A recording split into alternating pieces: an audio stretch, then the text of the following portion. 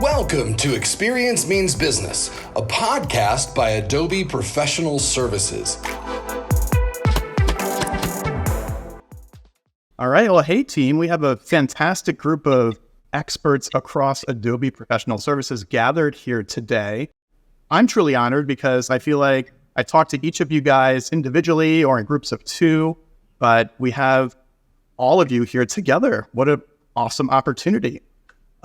So Doug and Liz, we're going to be chatting with Jason about content supply chain. But before we get into that, how's everybody doing? How's summer going? Doug, I know you're in the DC area. How's your summer been? It has not been as muggy as we thought. It's been pretty good. We've been able to get the wonderful daughter outside skateboarding and bicycling and not totally drenched or buggy. So good. We're good. Awesome. And I think you guys are all kind of in the same region of the U.S., right? Liz, where are you and how's your summer going?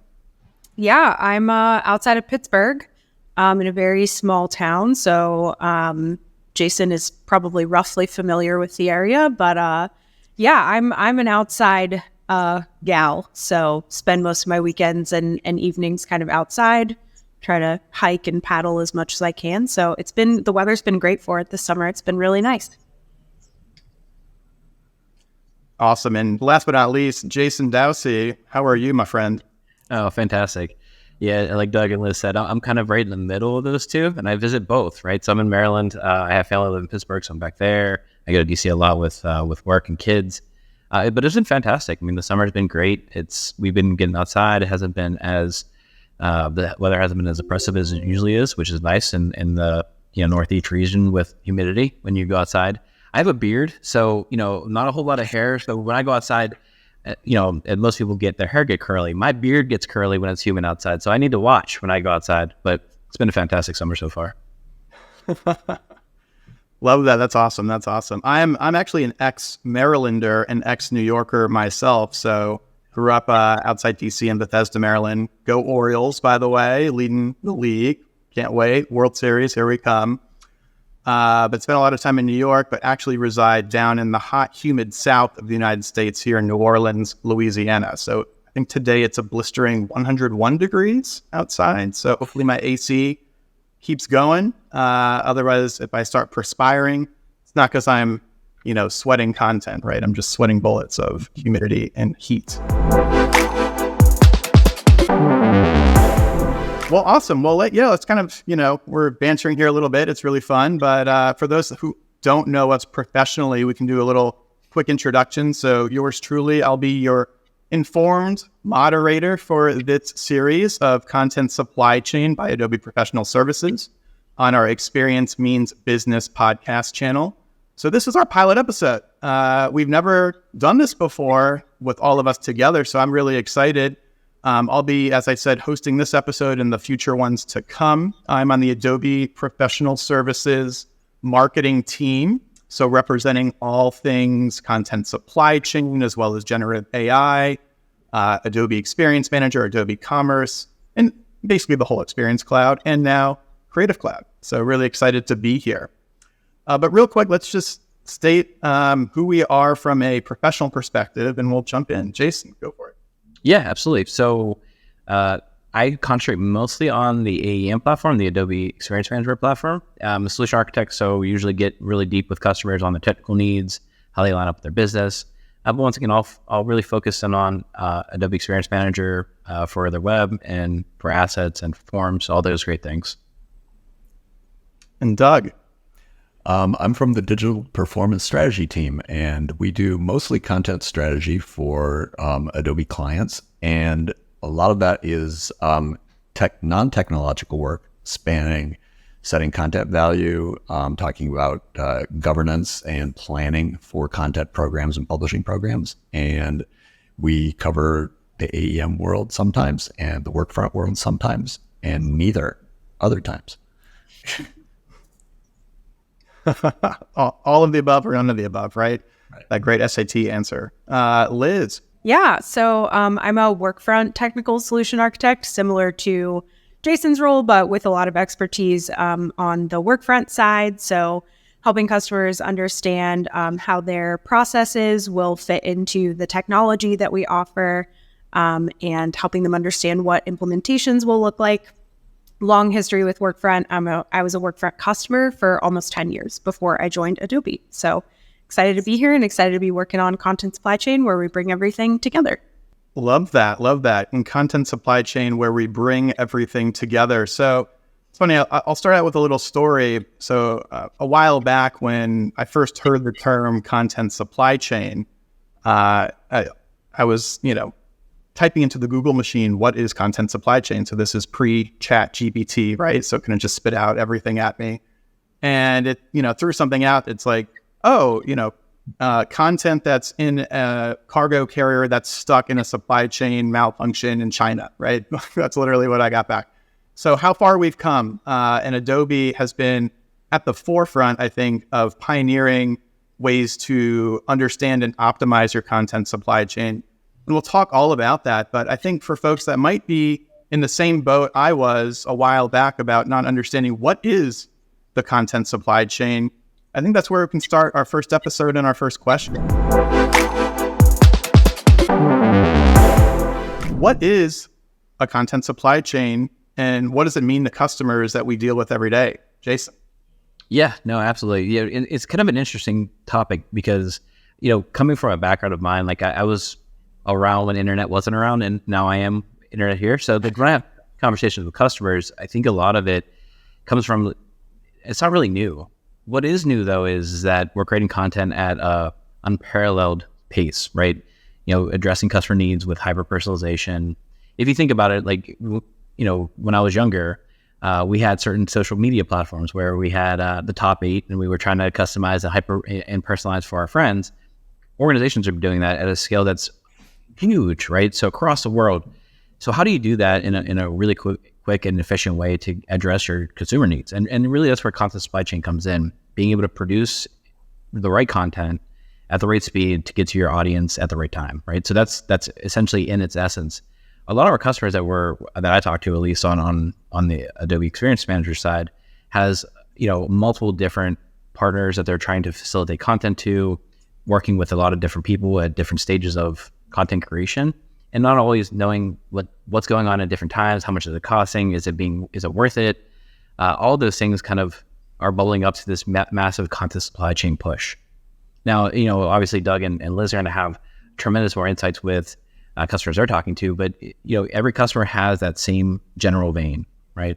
Doug, I don't know if you're seeing the same things. A lot. I came out of desktop publishing back in the day too, and we're seeing just sort of like globally expanded versions of the same problems. People wonder when something's going to get made that they eagerly anticipate. So we have a lot of questions about what goes on in creative operations, and people wondering how they're going to be able to afford to reach more people or publish at higher volumes or higher quality. Or in global markets that they haven't been in before. And we see those challenges become especially interesting and complicated given the number of channels and devices and other things that we now can reach through publishing. So there's a lot of ultimately governance problems that goes with making decisions about building publishing systems for those many, many needs. So that's what we see. It looks a little bit different for every client, but it's similar problems, it's the similar shapes, and we can bring a lot to bear on those problems. Yeah, absolutely. Yeah, it's interesting. You touched on a good point, Doug, is governance, right?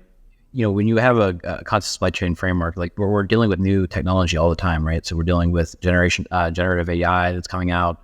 I mentioned hyper-personalization, where we're trying to personalize content for every single visit. Right, that governance comes into a big factor when you talk about content supply chain, right? I think also, obviously, I'm a grew up on the internet person, so I'm kind of the other end of this spectrum.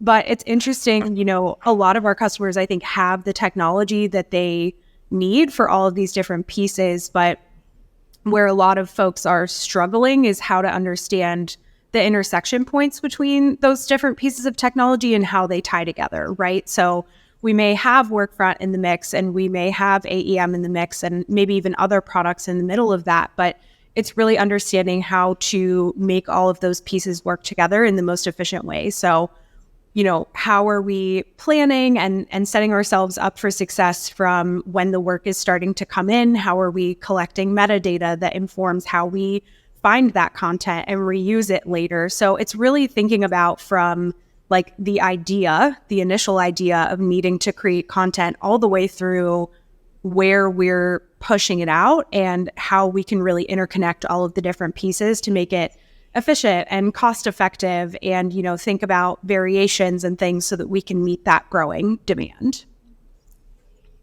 Yeah. So if I'm hearing, we have need for content at an unprecedented rate. We have governance needs, and now we have technology that folks have and don't know how to put it together. I think that is the makings of content supply chain, I think. Yeah. Yeah. It makes people pick up the phone, to Adobe more often than not.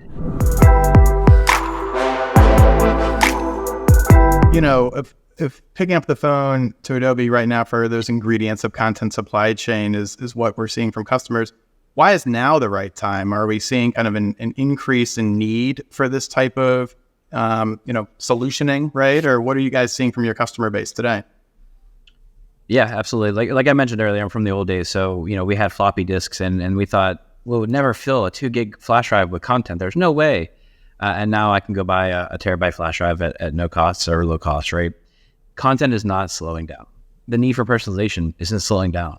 It's only going to get bigger. It's only going to get faster. So it's only going to be more expected from customers. So addressing this now and addressing your content supply chain in context of something that is achievable today is going to help long term, right? It's only going to get bigger. It's only going to get faster and more complicated. I think also like what we're seeing from an economic standpoint, right, is like we have this hugely increased demand for all of this content, but we need to do all of it faster and cheaper than we've ever done it. And so I think that's where like a lot of content supply chain comes into play. Like one of the main things we talk about is like asset reuse, and Jason's kind of the expert on, that piece of things. But it's okay, so we're creating content, but then maybe we can't find it. And as we need more and more and more of those assets, because that's such an important part of how we, send information to our customers right now, I think there's more of a demand to understand how we can pick up things that we've already created and repurpose them faster so that we can get that content back out to, our customers. That's sometimes a presenting issue, especially for clients that have, say, they're producing large volumes of sales content and sales collateral and large volumes of customer-facing product content that is broadly similar, and are now thinking like, we could actually have this in the same repository and use it in similar ways and converge those processes. I think a lot of places with really heavy product catalogs deal with that. On the other hand, sometimes we see companies with a lot of rights managed content that want to get a grip on how it's delivered, in what channels it can be delivered, when to sunset it, when licenses run out, stuff like that. So there's a layer of management that they want to be able to put in end to end on processes, make sure that items are logged particularly well or delivered accurately at the other end. And sometimes we are solving that suite of problems for asset management, across from end to end. And there's lots of different kinds of clients who come to us, from media and entertainment to financial services and pharma, which are heavily regulated, to the other tech companies, in many cases, people who deal like us with, the amount of information that surrounds complex software. We have to support clients. We have to have self-service as well as, excellent other services. How do we get that out and published appropriately and in clients' hands when they need it? All those different things. Yeah, and you mentioned something that's unique, right? So as we talk about other verticals and other customer bases that are out there, content is somewhat ambiguous in those cases, right? So what is content for pharma versus what is content for technical. As I'm talking to customers, and Liz mentioned it, is atomic level content, right? Can we reuse content in our communications to our sales team, or our content creation to our customers, or our customer's customer, right? Content is anything that we create in trying to communicate something to our end audience, right? If you think about it in that way. And being able to break down content in its atomic format, whether it be copy, whether it be graphics, whether it be presentations, it allows us to create things faster, but also allows us to reuse things. So that way we're not breaking brand, having the same voice. Those things are massively important in the content supply chain, I think. And, one of the main topics that I talk with my customers about. And I also think when you talk about like the different kinds of content and deploying content to different places, right? So like, you may have sales materials and maybe your team works in Salesforce, and that's where they need to be able to pull those materials from. I think that's also another really big part of content supply chain, is thinking about where are all the different places that we need to send this at the end of the day. And things like, maybe Salesforce are less top of mind than, where we would deploy an email from. But I think it's a really important use case to think about. At the end of all of this, no matter what kind of content you're creating, the goal is to be able to automate or streamline the way that you're not only planning for and creating and storing that content, but where you're pushing it out to at the end of it as well. Can we, have something on the back end that says this is where this goes at the end of the day, so that you don't have folks like manually pushing things around. And I think that's like a really important piece of kind of the ingredients of what we talk about when we talk about content supply chain. That's a great point, Liz. I see actually more customers today considering using their web content management systems also as our internal document management systems. We see cases for differential access to asset management systems and using them in the ways that people used to use Document of another big, internal content management systems. So we're able to take on that range of problems as well, and even more so with our Document Cloud teammates. So it's been very interesting. I definitely didn't expect that development in the last few years, but it's come up now 3 times in the past 2 weeks with clients. So it's here. That is awesome. No, it's from floppy disk to today, right? So, we mentioned some of the challenges and use cases that our customers are coming to us with here at Adobe Professional Services. What are some of the solutions that we provide? How can professional services from Adobe help customers solve some of these content supply chain challenges? Yeah, and like I said, Liz and Doug have some really good insights here too. But when we start to think about content supply chain, and you kind of look at your content operations, your content technology, and then your adoption across all those, right? So if you're, launching like Liz said, having technology out there doesn't mean that it's going to be used properly or used in a way that's going to streamline your content supply chain. Generally, when we start to look at those 3 major kind of pillars of things, there's different pieces and parts that we try to progress customers through, from like readiness all the way through enhancing and then adoption from other platforms like those distribution channels. So, as the teams engage with customers, we start looking at all the content, start looking at the end-to-end process and the life cycle of content. Doug mentioned disposition and archival, and Liz talked about workflow, all those things that go into a content supply chain. We like to have a holistic view of those technologies and those processes to recommend the best path for any additional customer. Yeah, you just brought something to mind that I'd forgotten about. Is we actually end up doing a lot of excavation and research with our own clients, and usually we end up surprising them by the breadth and reach of their own publishing processes. Sometimes we're getting people around the table for the first time in a workshop setting, or we're getting information about far-flung portions of their publishing empire back to the mothership. And it's people are just usually don't see over the top of all the things that happen with content in their enterprise. And I think it feels like presenting those big pictures is usually the biggest contribution we make, and then we have to try to harness the will to tackle it all as a big picture. And sometimes with my colleagues in the operations group, the adoption and change group, which works as part of our organization, spend a lot of time on the ground trying to build organizations around publishing, or more functional organizations about publishing than the ones clients are outgrowing. Yeah. And I think to that point, Doug, part of it is helping to understand the bigger picture, but also a really important part that goes along with that is not saying we need to do absolutely every part of this at once, right?